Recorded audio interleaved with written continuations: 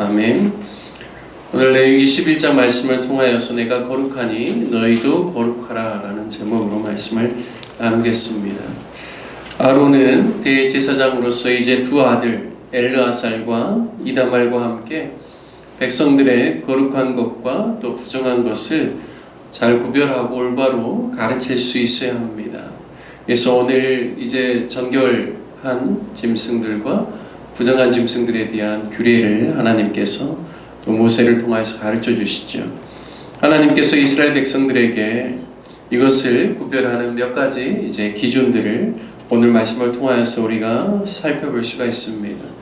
첫 번째는 동물 중에 먹을 수 있고 정결하게 여기는 짐승은 굽이 갈라지고 색임질을 하는 짐승입니다. 대표적으로 그 짐승이 소, 양, 또 염소와 사슴과 같은 그런 짐승들입니다. 공통된 특징은 풀을 먹는 초식 동물이고 색임질을 한다는 것이죠.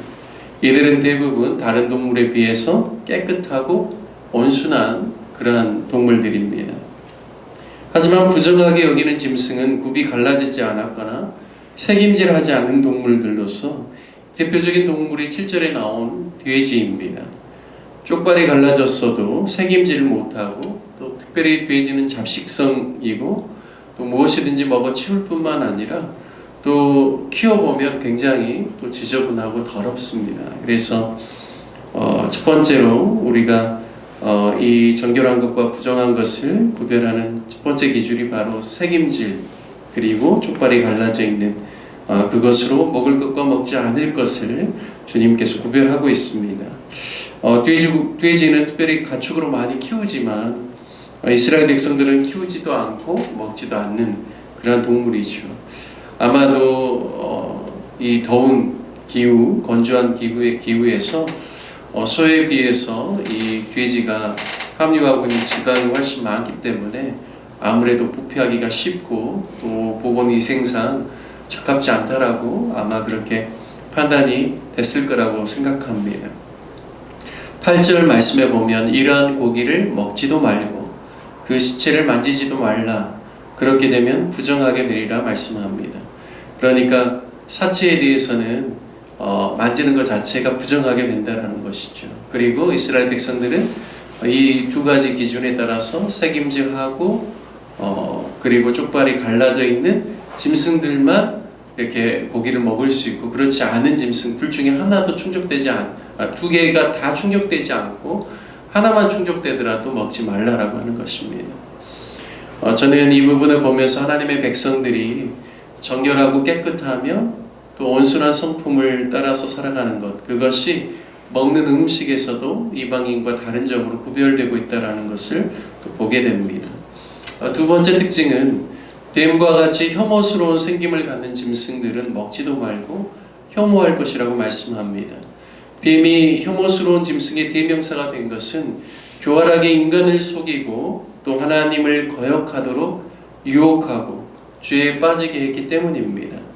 따라서 그런 뱀의 모양을 가지고 있는 비슷한 생김새를 가지고 있는 동물들에 대해서는 부정하게 여기고 있습니다. 오리 중에서도 비늘이 있는 것과 지느러미가 있는 그것은 먹을 수가 있지만 수중생물 중에 지느러미나 또 비늘이 없는 그러한 것들은 혐오할 것이라고 말씀하고 있습니다. 대표적인 뱀장어와 같은 그런 것들도 마찬가지죠. 또한 네 발로 기는 곤충들과 길짐승 중에서도 29절에 보면 쥐나 두더지를 제외하고 나머지 모든 짐승들은 다 뱀과 같은 그런 느낌을 가지는 파충류들이 대부분입니다.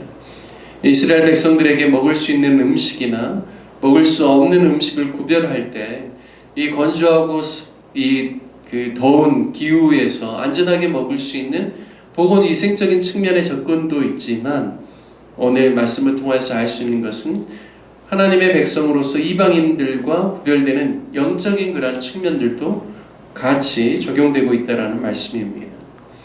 동물의 되새김질은 마치 하나님의 말씀을 묵상하는 하나님의 백성들이 말씀을 대하는 그러한 습관과 태도와 닮아 있습니다. 그리고 청결하고 거룩한 삶을 영위하는 모습도 닮아 있죠.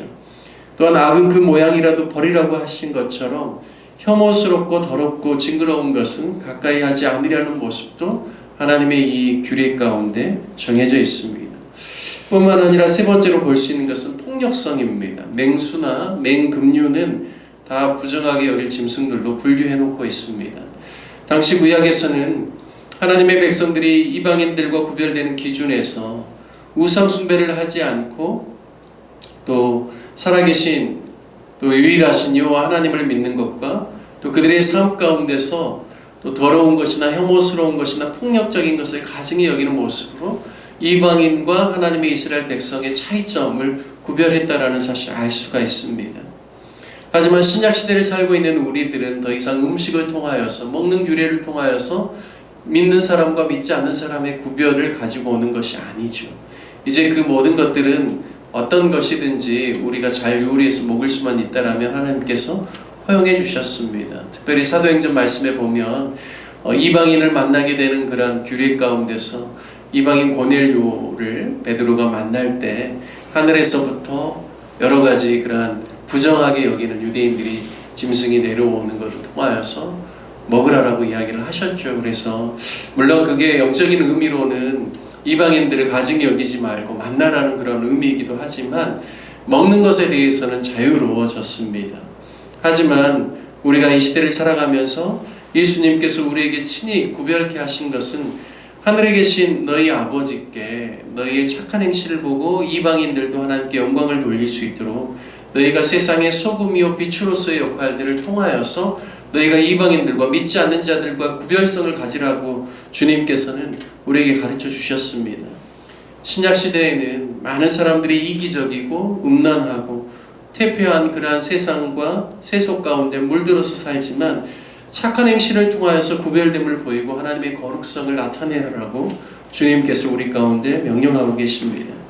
그리고 그 가운데 가장 중요한 정신은 사랑으로 행하는 것이죠.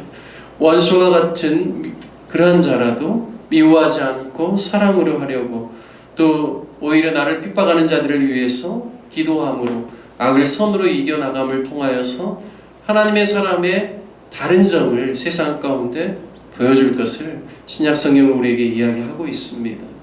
오늘 우리가 읽은 레위기 11장의 가장 큰 핵심은 무엇일까요? 44절과 45절의 말씀처럼 내가 거룩하니 너희도 몸을 구별하여 거룩하게 하고 또 땅에 있는 어떤 길짐승으로 말미암아 스스로를 더럽히지 말고 또 내 앞에서 내가 거룩하니 너희도 거룩하라라는 그런 하나님의 말씀입니다. 결국 단순히 먹는 문제, 부정한 것은 안 만지는 문제가 아니라 하나님의 백성은 모든 행실에 있어서도 하나님 보시기에 아름답고 합당하며 하나님을 알지 못하는 이방인들과는 다른 기준으로 살라라는 것이죠. 이 거룩이라는 단어 자체가 구별되어졌다라는 것입니다. 모양이라도 신약 성경에서는 악을 담지 말라라고 하였고 버리라고 하였는데 이러한 그 정결한 것과 부정한 것을 가르는 이 규례를 통하여서 우리가 늘 모든 행실에 있어서 그리고 우리의 삶에 있어서 깨끗하고 정결하며 또 온순하고 착하며 또 거룩한 하나님의 경건한 모습을 지닌 그러한 주님 보시기에 아름다운 삶을 사는 저와 여러분 되시기를 주님의 이름으로 축복합니다. 함께 같이 말씀 적용하며 기도하기를 원합니다. 하나님의 거룩하심을 본받아서 우리도 먹고 마시고 생각하고 말하고 행동하는 모든 일에 세상 사람들과 구별되게 해달라고 또한 착한 행실로 말미암아 주변 사람들에게 도전과 감동을 주고 또 믿지 않는 자들이 오히려 우리의 그런 모습들을 보면서 하나님을 인정하고 하나님께 영광 돌리는 귀한 역사가 있을 수 있게 해달라고 함께 기도하기를 원합니다. 특별히 우리 교회를 위해서 기도할 때는 오늘은 주일학교와 중고등부 청년들 우리 다음 세대들을 위해서 기도해 주시기를 바라겠습니다. 저들이 하나님의 사람들로 세워질 수 있기를 위해서 기도해 주시고 군에 있는 자녀나 또 타 지역에 있는 또 학업과 직장 생활을 하고 있는 우리 자녀들을 위해서 기도해 주시기를 바라겠습니다. 몸이 불편하고 연약한 성도님들의 치유와 회복을 위해서 기도해 주시고 또 우리가 후원하는 선교사님들을 위해서 기도해 주시고 또 대한민국 위정자들을 위하여서 정치적인 상황과 모든 어려운 상황들이 극복되어질 수 있도록 하나님께서 이 땅에 긍휼을 내풀어 주시라고 우리 다 같이 주님의 이름 한번 부르신 후에 간절한 마음으로 함께 기도하시겠습니다. 주여